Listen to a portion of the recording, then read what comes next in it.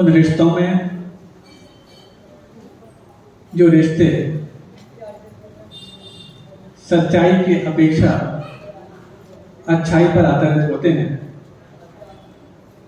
तो उनमें अच्छाई को और बढ़ाने के लिए क्या प्रयास किए जाएं और अच्छाई को बढ़ाते वक्त सच्चाई से हम कहीं दूर खड़े ना हो जाएं, इसका भी ध्यान जो रखते हैं वही अपने रिश्ते को मजबूती प्रदान कर सकते हैं।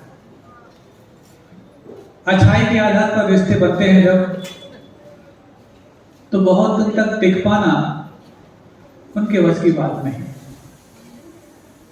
सच्चाई के आधार पर उन रिश्तों को जब बनाया जाता है तो बहुत दिन लगते हैं उनको बनवाने में, लेकिन सच्चाई को किसी अच्छाई के पीछे छोड़ दिया जाए और अच्छाई को सच्चाई का साथ ना दिया जाए तो ऐसे रिश्तों की बहुत दिन तक स्थायित्व होने की गुंजाइश नहीं होती।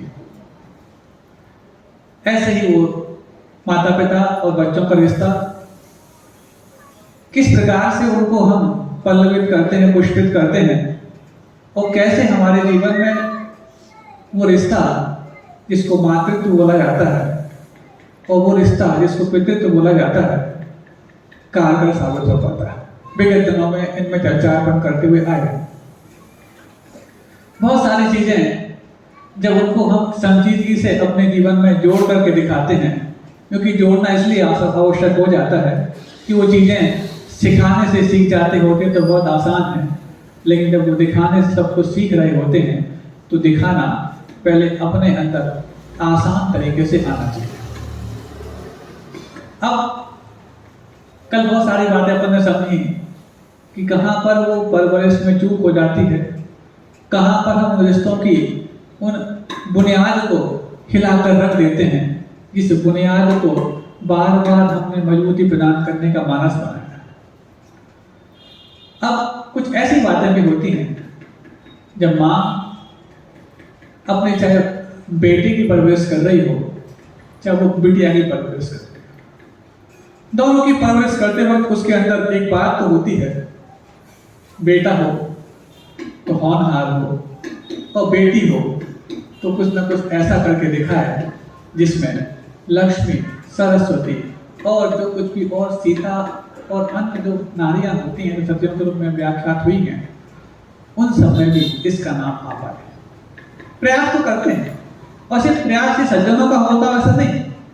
वो लोग भी जो किसी गलत राह पे निकल गए हैं, लेकिन गलत राह पे निकलने के बाद उनका भी मकसद ये होता है कि मेरे बच्चे गलत राह ना पकड़े, फिर तो सज्जनों का ये मकसद तो अवश्यंभावी हो जाता है।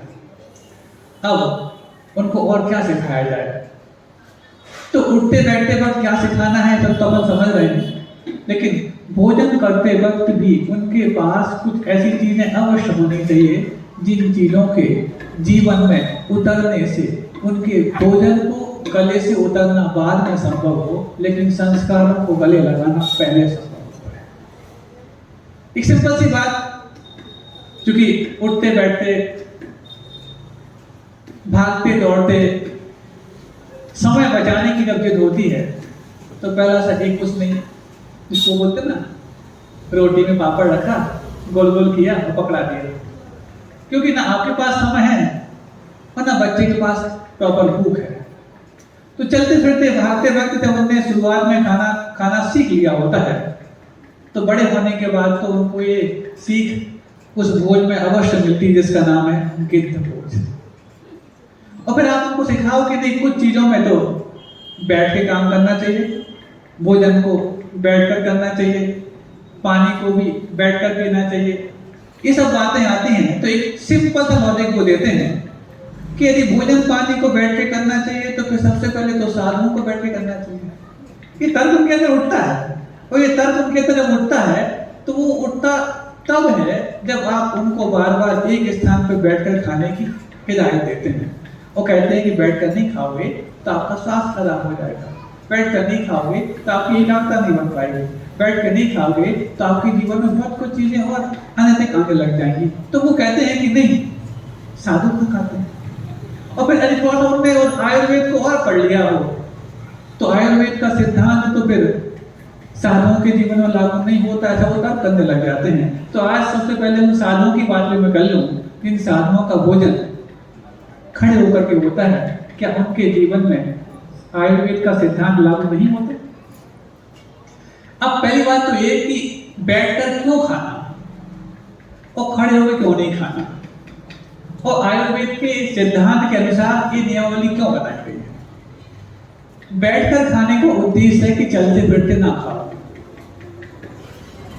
खड़े होकर के खाने नहीं खाने का उद्देश्य है कि आप हिलते डुलते ना खाओ।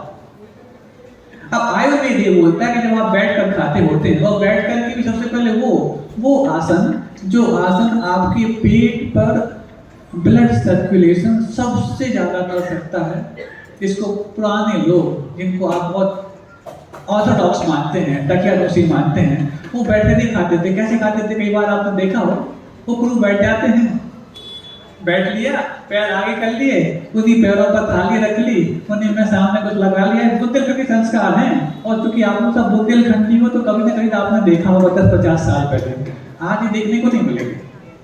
उसके पीछे उनका उद्देश्य ये नहीं था कि वो किसी गावराने तरीके से खा रहे हैं, उनका उद्देश्य ये था कि वो वैज्ञानिक तरीके से खा रहे हैं। क्यों?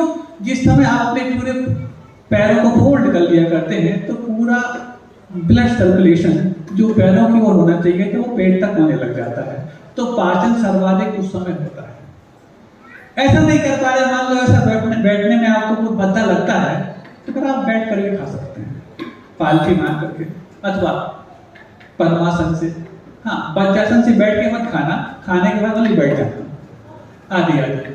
लेकिन खड़े होकर खाने के मना क्यों?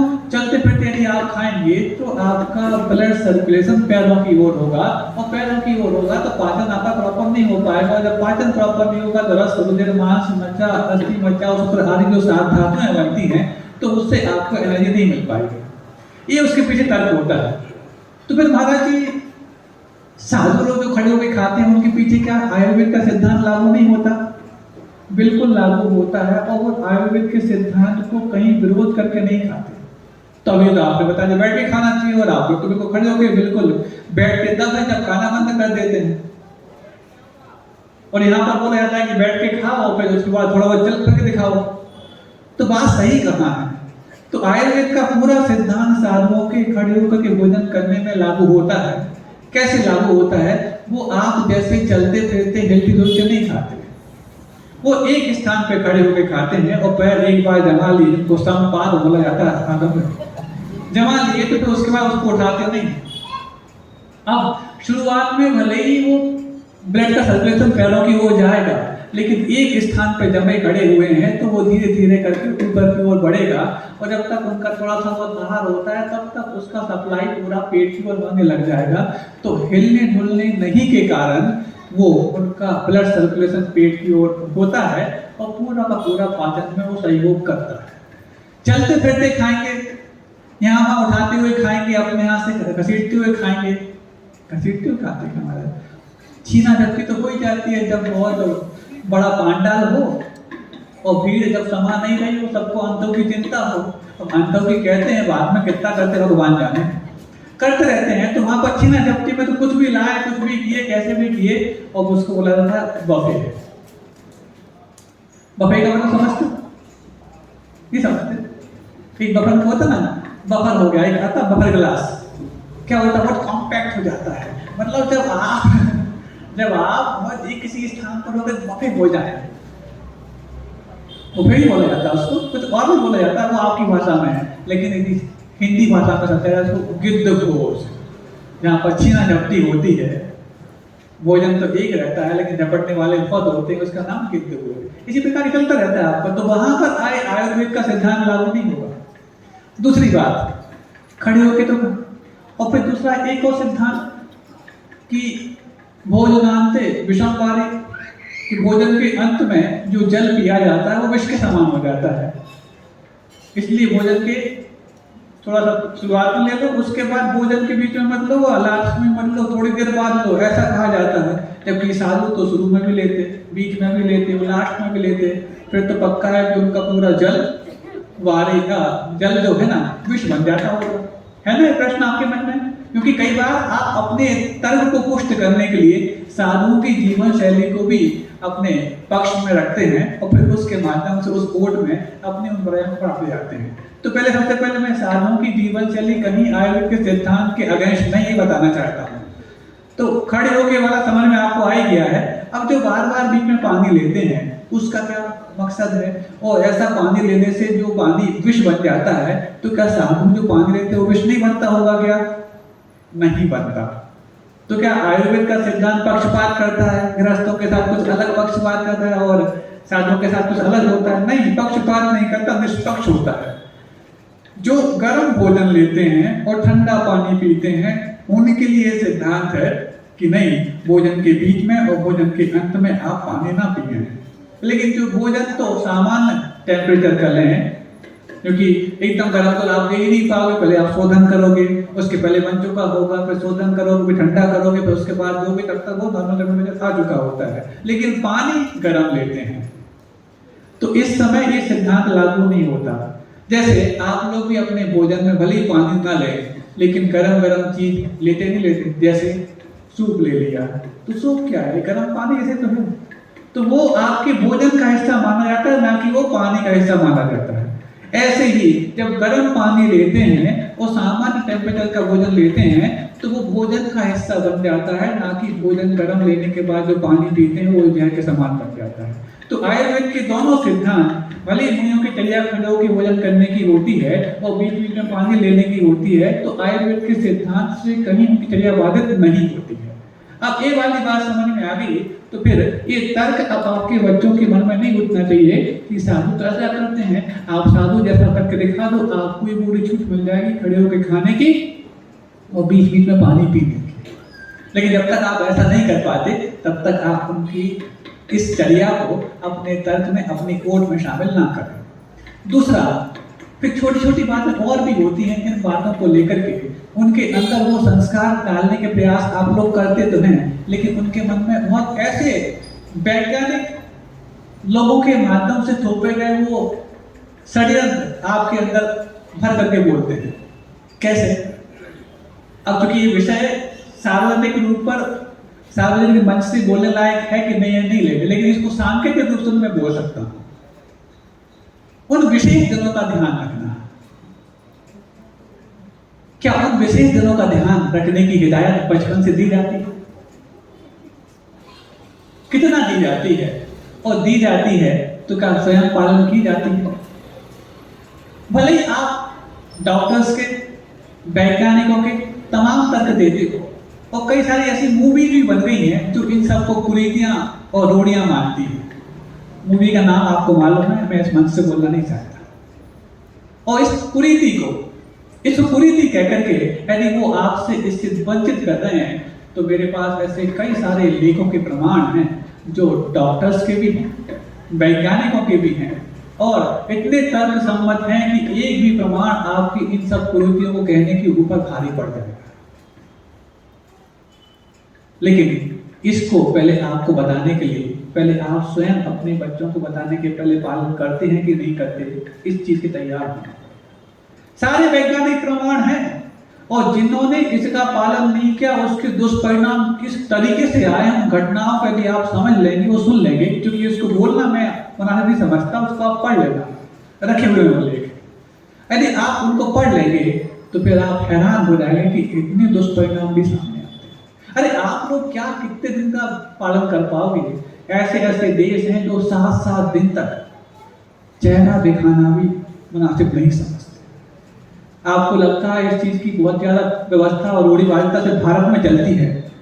भारत में तो 3-4 दिन की चलती है, लेकिन ऐसे देश जहां पर 7 दिन तक चेहरा नहीं देखते, वो देश कोई गरीब देश नहीं, डेवलप्ड कंट्री है, उनके नाम भी उस लिस्ट में लिखे हुए हैं, पढ़ लेना। और उनके माध्यम से कौन कौन से ऐसे केमिकल्स रिड्यूस होते हैं जो आपके भीतर सीधा डायरेक्ट अटैक करते हैं, बल्कि रेडिएशन तो आपको फिर भी बख्श दे, लेकिन वो चीज आपको बिल्कुल नहीं बख्शेगा। इस चीज को आप पहले समझ लें। यदि आपको चाहिए होगा तो लेख आपको उपलब्ध करा दिए जाएंगे। बोलने लायक वो विषय यहाँ मंच से नहीं है, क्योंकि इन चीजों के बारे में आपको खुले मंच से इसको कुरीति साबित करने के लिए तो बोला जाता है, लेकिन ये सद व्यवस्था है, ये आपके व्यावहारिक धर्म को और आपके शारीरिक धर्म को दोनों को व्यवस्थित करने का एक अचूक उपाय है। इसके बारे में कभी नहीं कहा जाता, और जो कह सकते हैं, जो इसके बारे में जानते हैं, उनकी मर्यादा होती है कि मंच से बोल नहीं सकते। इसलिए उन लेखों को आप स्वयं पढ़ लेंगे और समझ जाएंगे, लेकिन इन चीजों का ध्यान स्वयं रखते हुए आपको अपने बच्चों के, खासतौर से बेटियों के लिए बताना आवश्यक है। अब महाराज, न्यूक्लियर फैमिली होने लग गई है, एकल परिवार जिसको बोलते हैं। इसलिए तो कहा था कि न्यूक्लियर फैमिली और न्यूक्लियर बॉम्ब ये दोनों ही दुनिया में सबसे ज्यादा खतरनाक है। न्यूक्लियर बॉम्ब तो फिर भी कम खतरनाक होगा, लेकिन न्यूक्लियर फैमिली तो पूरी सामाजिक व्यवस्था को ब्लास्ट करने के लिए बम से भी ज्यादा खतरनाक है। इसलिए खतरनाक है कि आप इन सब व्यवस्थाओं को एकल परिवार में रह करके पालन नहीं कर पाओगे। 26 दिन तो इन श्रीमानियों को भोजन मिल जाएगा, लेकिन क्या तो 4 दिन वो किसी प्रकार से कॉम्प्रोमाइज करेंगे या फिर ढाबे में जाएंगे, होटल में जाएंगे, और वहां भी जाएंगे तो क्या होगा, क्या वहां पर क्या सबका पालन किया जाता है? हो सकता है इससे भी गया बीती कंडीशन जहां पर हो।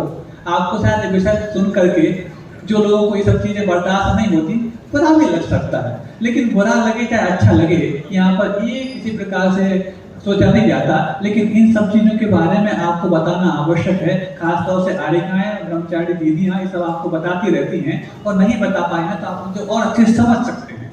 लेकिन इसको समझने का एक ही मकसद होना चाहिए कि इसको आपको हद से पालन करना है। और रही बात देशों की बात, और रही बात संप्रदायों की बात, तो संप्रदाय भी ऐसे हैं जो आपसे भी अच्छा पालन करते हैं, और देश भी ऐसे हैं जो भारत से भी ज्यादा अच्छा पालन इस बारे में करके दिखाते हैं। और वो देश कोई गरीब देश नहीं, बल्कि विकसित देश है और अमीर देशों में शुमार देश है। उन तक की पूरी लंबी लिस्ट सामने है, और इसके पीछे वैज्ञानिक तर्क क्या है, डॉक्टरों के तर्क क्या है, इसमें किस प्रकार के रेडिएशन से भी ज्यादा खतरनाक चीजें सामने आती हैं, ये सब कुछ उसमें लिखा हुआ बिंदुवार वर्णन करते हुए।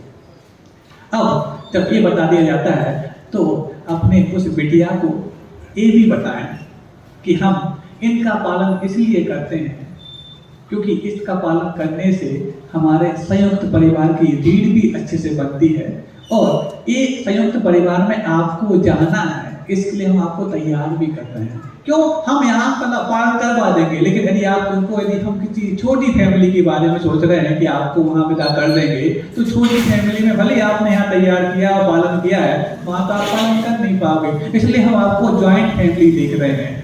क्या कोई ऐसे माता पिता हैं जो अपनी बिटिया को बड़ा करते वक्त ज्वाइंट फैमिली हम आपको देखेंगे और उसको सब विदा कर देंगे, ऐसे उसको तालीम देते? सब कहते हैं चिंता नहीं करना बेटा, तुम अच्छा पढ़ा लिखा करो, मैं तुम्हारे लिए छोटा परिवार देखूंगा। छोटा परिवार, बोलो आगे, दुखी परिवार। छोटा परिवार, बोलो, झूठ बोल रहे हो सच बोल रहे हो? दुखी परिवार, क्योंकि ये सब चीजें आप वहां पालन कर ही नहीं सकते हैं। अब देखो, ये क्या इस बच्चे के मन में ये मानसिकता नहीं भरी जा रही?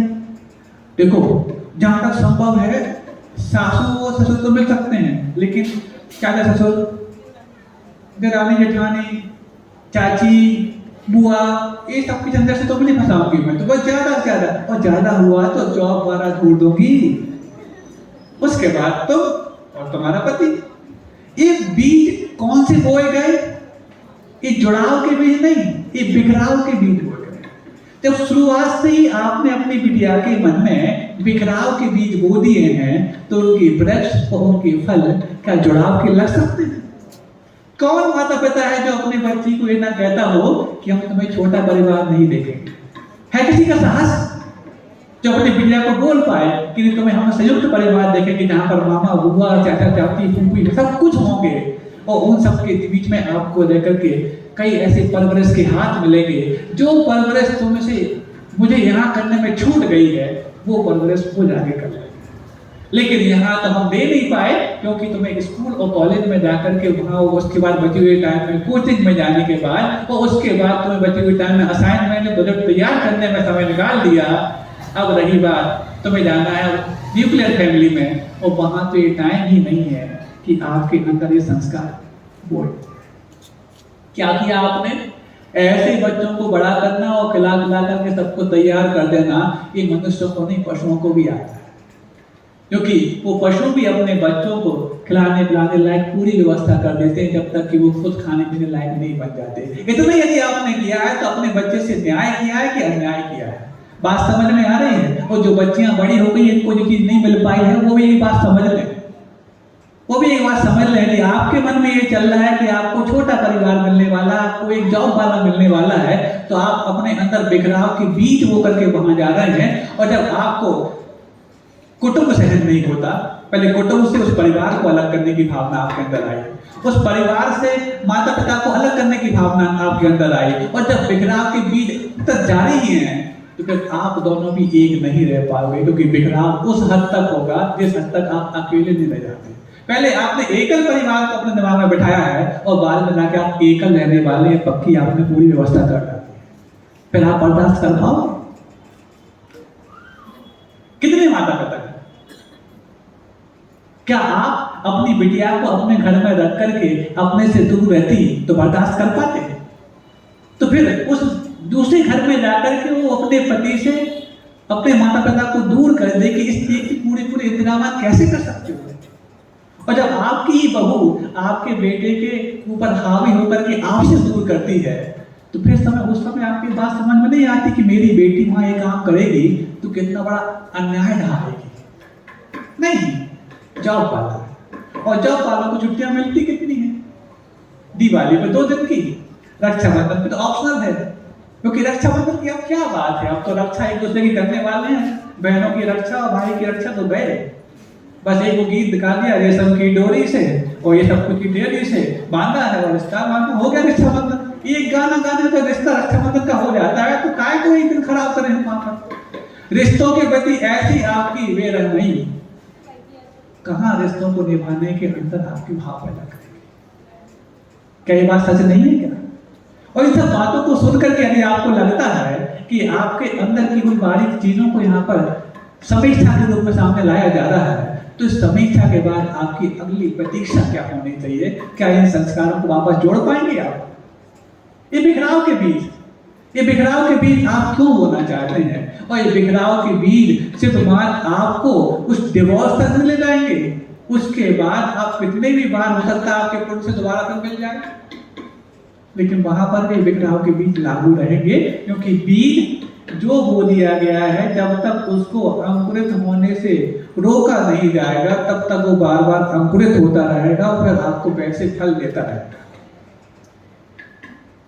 महाराज बिल्कुल ही आप हट के बात कर रहे हैं। आज तो थोड़ी तो सामाजिक व्यवस्था जो हमने स्वीकार कर डाली है उसका समर्थन तो करो।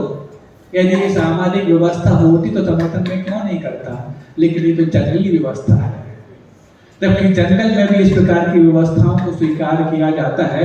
वहां पर भी कई ऐसे पशु पक्षी होते हैं क्योंकि उनके अंदर भी धर्म हुआ करते हैं, वो भी इसका पालन किया करते हैं। लेकिन जंगली व्यवस्था को यदि सामाजिक व्यवस्था में घाल मेल करके लाया गया है तो फिर सामाजिक तरीके से समझाना बहुत कठिन हो जाएगा। फिर तो आपको टॉर्चर करना पड़ेगा, लेकिन टॉर्चर करने की मेरे अंदर भावना भी नहीं है और मेरी एक सीमा भी है।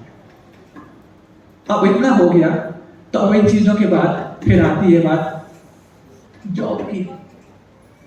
इसके बारे में तो काफी व्याख्यान हो चुका है, क्योंकि जॉब अर्नर बना सकता है, गवर्नर नहीं। क्योंकि जॉब आपके लिए किसी प्रकार से एक अर्थोपार्जन का तरीका दे सकता है, लेकिन पूरे घर को पालन करने का तरीका कहीं नहीं ला सकता। इसके बारे में 10-20 बिंदु उस दिन दिए थे, जिसको नहीं मिल पाए हो क्योंकि आप सब रिकॉर्ड तो कर ही रहे हैं, आपको मिल जाएंगे। बहुत लंबा इसका व्याख्यान तक बना लाने की मैं प्रयास नहीं करूंगा। अब जब इतना हो गया उसके बाद फिर रिश्तों को निभाने के लिए किन चीजों की आवश्यकता है?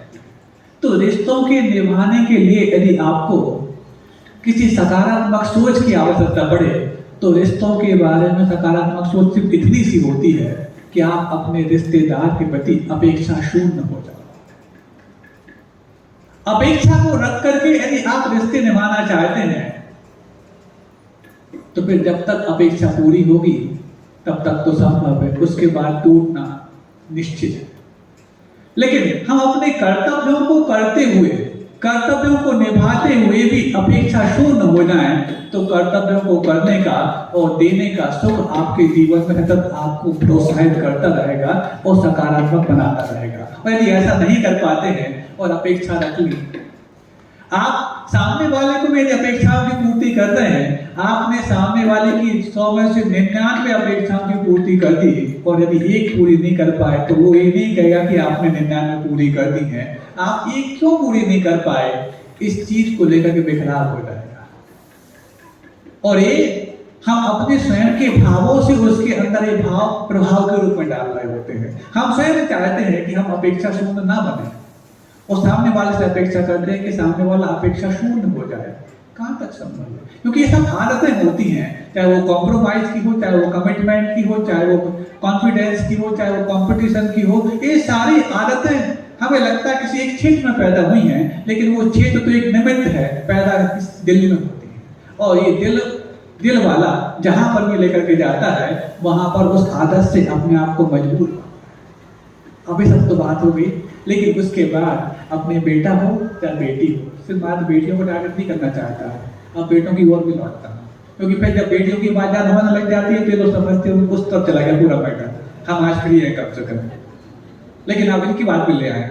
अब अक्सर जब स्कूल कॉलेज में जब वो पहुंच रहे होते हैं, कॉलेज तो बहुत दूर की बात होगी महाराज, अब तो स्कूल की बात पहले करें। सबसे ज्यादा टीनेजर्स जो होते हैं 8th क्लास के बाद या 8th क्लास से ही या 7th 8th से ही, ये एक आम धारणा जिसको न्यू नॉर्मल माना जाता है कि फ्रेंड सर्कल तब पूरा होगा जब उसमें अगेंस्ट जेंडर वाले फ्रेंड शामिल हो जाए। नहीं है तो फिर हम अपने आप को उस अगेंस्ट जेंडर वाले फ्रेंड शामिल नहीं हुए तो मेरा भी फ्रेंड सर्कल ही नहीं, ऐसा मैं मानने को मजबूर हो जाए। होता कि नहीं होता? और ऐसा क्या उनको स्कूल जब वो बड़े होने लग जाते हैं इस चीज के बारे में आप समझाते हैं उनको? आपने भी तो पहले शिक्षा प्राप्त की होगी, यदि आपने कोएड में नहीं पढ़ा है तो, और इंग्लिश मीडियम में नहीं पढ़ा है तो उस समय के जमाने की बात मैं पहले करना चाहता हूँ। क्या उस समय आपके माता पिता इन सब चीजों के बारे में नहीं बताते थे? तो क्या आपको जो प्राप्त हुआ है आपने अपने बच्चों को बताकर के फर्ज अदा किया है? नहीं कर पाए महाराज। हमने तो पूरा संस्कार देने का पूरा ठेका फोड़ दिया है स्कूलों के ऊपर, क्योंकि इतनी मोटी फीस देते हैं तो कहते छोटे संस्कार बता नहीं पाएंगे। बहुत अच्छा, वो संस्कार वहां से पाते हैं कि वहां जाकर बेचते हैं, ये आपको पहले समझना पड़ेगा। स्कूलों में आज संस्कार दिए जाते हैं कि आपके संस्कार जो यहाँ से ला करके स्कूलों में बेच दिए जाते हैं, पहले आपको समीक्षा करनी पड़ेगी। और बेसिक किस हद तक जाते हैं, जिस रीति मोटी मोटी फीस आप स्कूलों में भरते हैं उतने मोटे मोटे संस्कारों से अपना बेड खाली करके वो यहाँ आ जाते हैं। क्या सिखाया जाता है कि नहीं आपको यदि पढ़ना है, पहली बात तो आपने वेदी कोएड में है। उस वक्त सोचो जब समोसरण लगता था तो समोसरण की जो 12 सभाएं होती हैं, कौन कौन होती हैं आपको मालूम है? 4 तो होती हैं देवों की और 4 उनकी देवियों की। ऐसा नहीं है कि उस देव की देवी उसी के सब आप बैठ जाए। 4 देवों की और 4 उनकी देवियों की, भवनवासी वैद्य ज्योतिषी वैमानिक। ऐसे भवनवासी देवी, वैद्य देवी और वैमानिक देवी, ज्योतिषी देवी, ये 4 8 सभाएं तो देवों ने कैप्चर कर ली। अब रह गई शेष जो 4 सभाएं हैं, उनमें कौन? एक में त्रियंश बैठ जाते हैं, नारदी तो आते नहीं, और एक में मुनि महाराज, और एक में श्रावक, है ना, और एक जो शेष लगी उसमें आरिका और श्राविका एक साथ। ये व्यवस्था करके रखी है। श्रावक श्राविका एक साथ बैठ जाए। देव देवियां तो इसलिए साथ नहीं बैठते होंगे क्योंकि असंयमी होते हैं। अरे जब असंयमी होते हैं तो उनको असंयम को छोड़ने की कोई बात नहीं है, तो साथ में बैठने में क्या दिक्कत है? लेकिन ना वो एक साथ बैठते और ना यहाँ श्रावकों को श्राविकों के साथ बैठने की अनुमति उस स्थान पर भी नहीं है जिस स्थान पर सबसे ज्यादा मन पवित्र होता है। दुनिया का सबसे ज्यादा पवित्र मन हो पाने का स्थान है, उसी का नाम समोसरण है। इसके बारे में एक कथा आपको बताई थी चंद्र प्रत्युत दादा की। जो उस मृगावती पर आसक्त हो गया था, तो मृगावती ने एक ही मांग की थी कि एक बार मेरे लिए महावीर के दर्शन करा दो जो दर्शनों सदन में विराजमान है, और वहां जाते हैं तो दोनों के भाव अपने आप में किस अंजाम को पाते हैं, आपको कथा में मिल चुका है। तो जहां पर अपना मन सबसे ज्यादा पवित्र होता है, उस स्थान पर भी स्वभाव का बंटवारा है व्यवस्थित तौर पर, और जहां पर उम्र भी मन को भटकाने की होती है और मन भी सबसे ज्यादा अपवित्र होने के चांस होते हैं, वहां पर हम भेज देते हैं कोएड के रूप में, और उम्मीद करते हैं कि हमारे बच्चे इतने संस्कार लेकर के स्कूल से आएंगे कि घर के पूरे संस्कारों को बेच खाएंगे। करते कि नहीं करते उम्मीद? बात समझ में आ रही है? जो इस प्रकार से पढ़े हैं उनको शायद ये वाली बात हजम तो नहीं होगी, सुनने में तो आ रही है। आज पता नहीं कौन सा टॉपिक लेके बैठ गए महाराज, लग रहा है ना ऐसा आपको टॉपिक सुन करके। और आपके बच्चे हो चाहे बेटियां हो, वो वहां पर जाकर के इस प्रकार से नहीं करते तो फिर बहुत मुश्किल हो जाती है। अब डायरेक्ट आते हैं बेटों और बेटियों के साथ। अभी तो हमारा पता नहीं बात कर ली। यदि आपको लगता ही है कि आप कोई ऐसा मित्र ढूंढना चाह रहे हैं जो मित्र बेटे के लिए बेटे के रूप में हो और बेटे के लिए बेटी के रूप में हो, मैं बेटा और बेटी इन शब्दों को इस्तेमाल इसलिए कर रहा हूँ क्योंकि उस शब्दों को सुनते वक्त आपके अंदर थोड़ी पवित्रता रह सकती है। लड़का और लड़की ये शब्द इस्तेमाल करने लग जाऊंगा तो फिर आपके अंदर थोड़ी सी पवित्रता कम हो जाएगी, जो आप चाहो इस्तेमाल कर सकता हूँ। तो अब यदि आप सोच रहे हैं ऐसा, तो उसको बनाना ही है, तो कौन से ऐसे बिंदु होंगे जिन बिंदुओं के आधार पर आप उसको अपना मित्र बनाना चाह रहे हैं? शुरुआत में भले एक एज ए फ्रेंड होते हैं, फिर बाद में जाकर के वो सब फ्रेंड्स भी बन जाते हैं जिनको आप इंग्लिश में कुछ कुछ और नाम दे दिया करते हैं। मैं उसको यहाँ पर लेना नहीं चाहता। सब समझ रहे हैं ना? क्योंकि सबके चेहरे की मुस्कान बता रही है सबके अंदर एक घटने वाली घटनाएं हैं।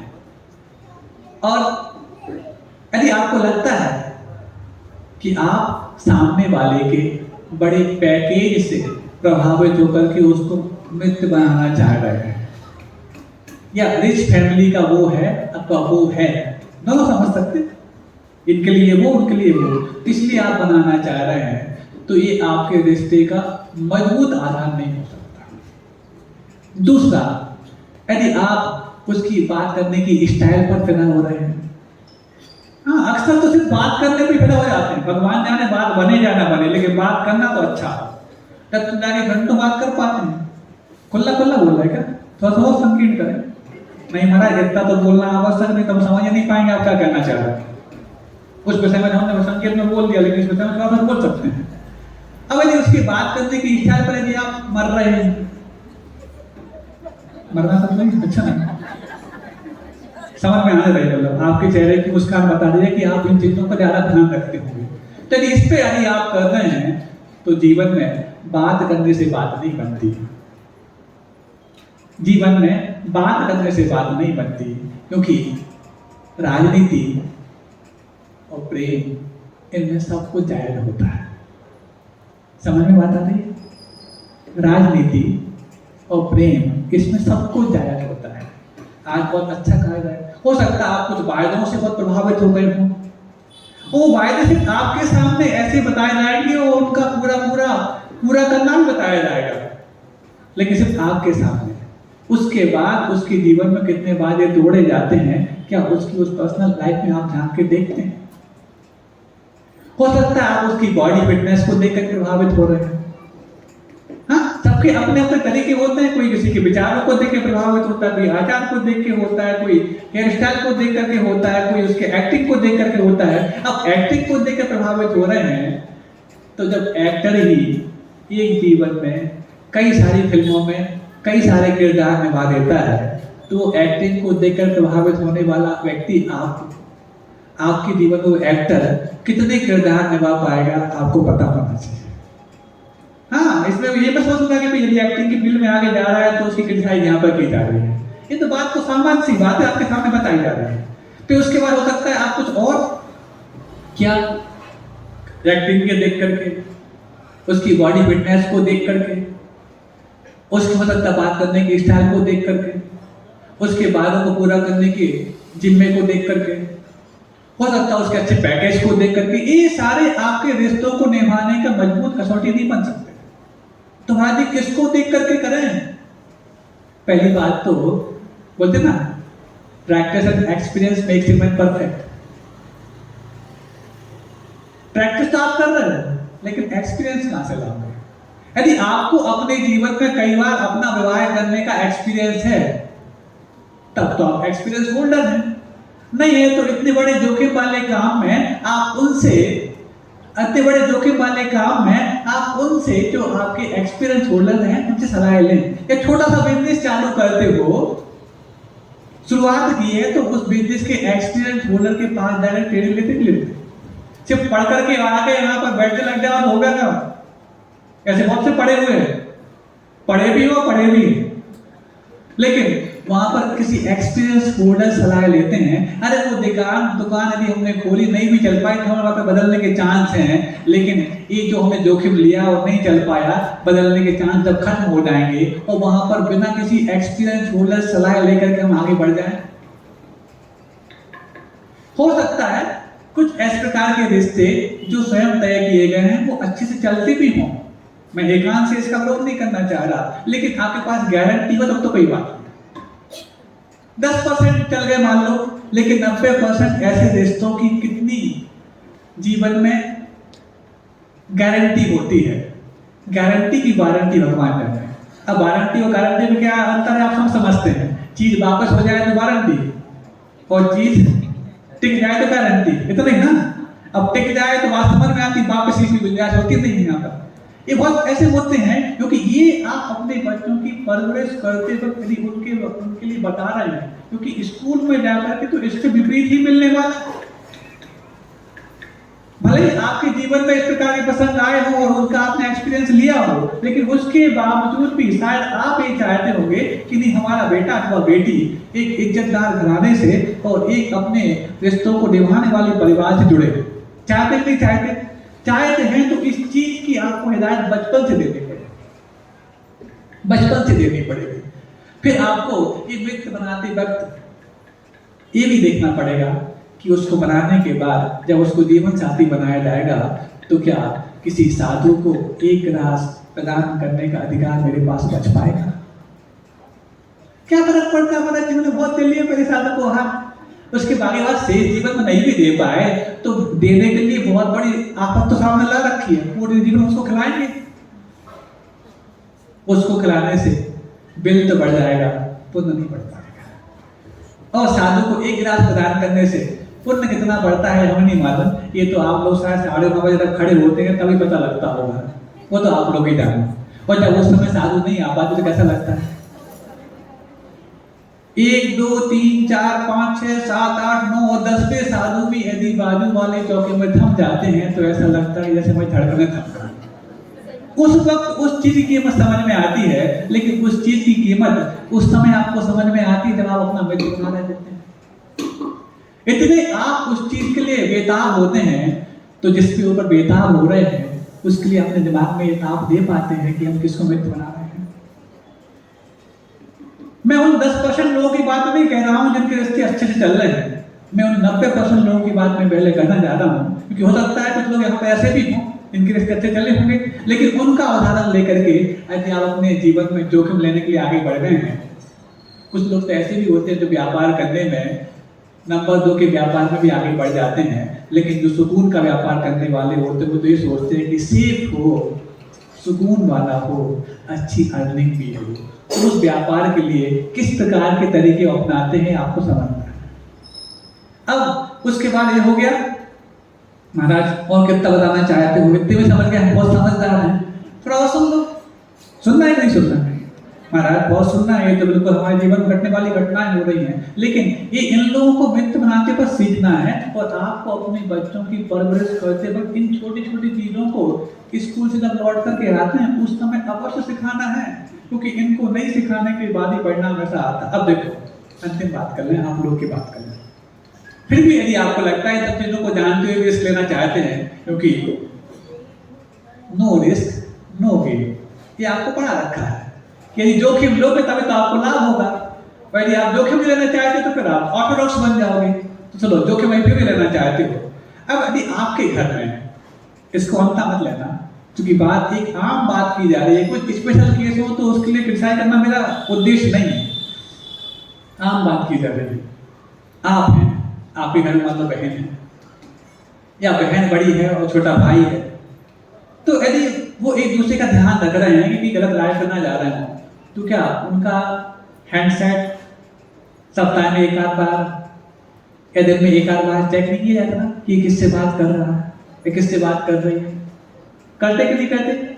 जो अपने बच्चों को अपने घर की इज्जत मानते हैं, वो इज्जतदार माता पिता या इज्जतदार भाई बहन अपने भाई बहन की इस प्रकार से, अपना बच्चों की इस प्रकार की तहकीकात तो करते ही हैं। इसका मतलब ये नहीं है कि अविश्वसनीय हैं बच्चे, बल्कि ये है कि विश्वास जिस बलबूते पर और मजबूत होता है, उस कसौटी को हम और मजबूत करना चाहते हैं। इसमें शक और सेवा की बात नहीं है, शक करने की बात नहीं है, यहाँ पर तो कुछ मजबूती को और प्रदान करने की बात है, जिसके आधार पर हम अपने बच्चों के प्रति, भाई अपनी बहनों के प्रति और बहन अपने भाई के प्रति और मजबूती से रिश्ता निभा सकें। करते हैं, चेक करते हैं। और कोई ऐसा कोई अननोन नंबर देखता है तो उसके बाद में पूछताछ भी कर लेते हैं कि ये कौन। हो सकता है बात है कि बात कर रही वो लड़की से हो, लेकिन नाम लड़के का लिखा हो, क्योंकि एकदम से नाम यदि वही डाल दिया जाएगा तो घर में सबसे पहले पकड़े जाएंगे अपन। इतने तो समझदार पहले से होते हैं। लड़का यदि लड़की से बात कर रहा है तो उसका जो क्या बोलते हैं ट्रू कलर पर नाम तो लड़के का ही आएगा, और लड़के लड़के से बात कर रही है ट्रू कलर पर नाम लड़के का ही आएगा, क्योंकि मैं सहेली से बात कर रही थी। अब वो सहेली में एक माते का दोस्त है, सहेला बन जाता है वो तो। अब सुनो, उसके बाद फिर भी यदि आप कर रहे हो तो जैसी तहकीकात आप कर रहे हो अपने घर में भाई बहनों की, वैसी तहकीकात उस घर में भी हो रही हो जैसे आप बात कर रहे हो। उसके बावजूद भी यदि सामने वाला भी आपसे बात करता है अथवा करती है, तो पक्की बात है कि सबके सामने तो कर नहीं पाएगा या नहीं कर पाएगी, है ना? कर नहीं पाएगा ना कर पाएगी। उसके बाद यदि आप बात कर रहे हो तो जो व्यक्ति अपने माता पिता का अथवा अपने भाई बहन का 20 सालों का विश्वास आपसे मिलते ही तोड़ सकता है अथवा तोड़ सकती है, तो आपसे 2-4 महीने पहले मिला हुआ विश्वास जो जमा के रखा है उसको नहीं तोड़ेगा अथवा नहीं तोड़ेगी, इसकी कितनी गारंटी है? नहीं महाराज, 10% लोग ऐसे होते हैं वो जीवन भर निभाते हैं। हम उन 10% एक्सेप्शन वाले केसों की बात यहाँ नहीं करना चाहते। लेकिन यदि आप बिना रिस्क के और अपने जीवन में सेटिस्फेक्शन के साथ रिश्तों को निभाने की बात सोच रहे हैं, तो ये आपको अपने बच्चों के साथ इन सब चीजों के बारे में बातचीत करनी पड़ेगी। क्योंकि जब स्कूल जाते हैं, कॉलेज जाते हैं, तो इन सब चीजों के बारे में खुल के वो बात कर रहे होते हैं, लेकिन आप अपनी सीमाओं में बनकर के, अपनी मर्यादाओं की दुहाई देकर के उनसे इस चीज के बारे में बात नहीं करते हैं, जो बात नहीं करना ही आपके लिए बड़ी रिस्क के कारण बन जाता है।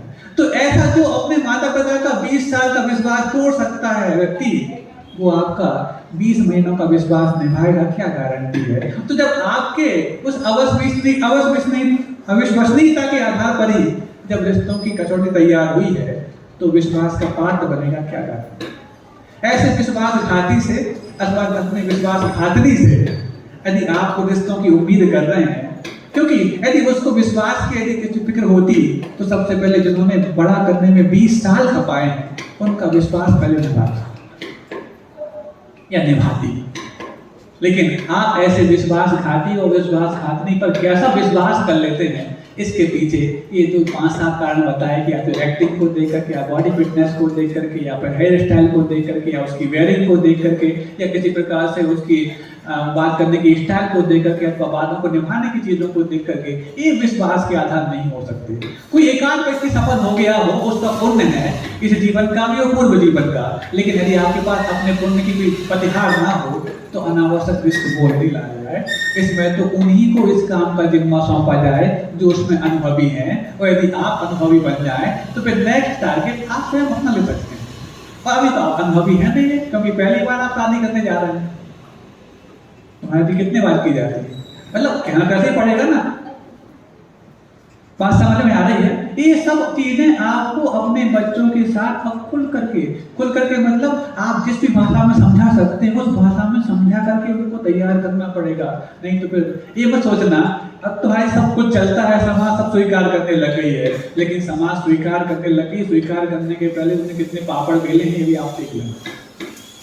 और यदि आपके घर में पापड़ बेलने की मशीन नहीं आई है और हाथों में जोखिम नहीं बचा है कि पापड़ों को थोड़ा सा घोंटा जाए, तो इस रिस्क से बचाने के लिए अपने बच्चों को अच्छे से संस्कारों के रूप में घोंटा जाए, अहिंसा परमो धर्म की, बहुत ही समाधि परिणाम सुखी। सात्मोपलब्धि शिक्षोपसिद्धि चिंतामणि किंचित वस्तुदाने कामन मानस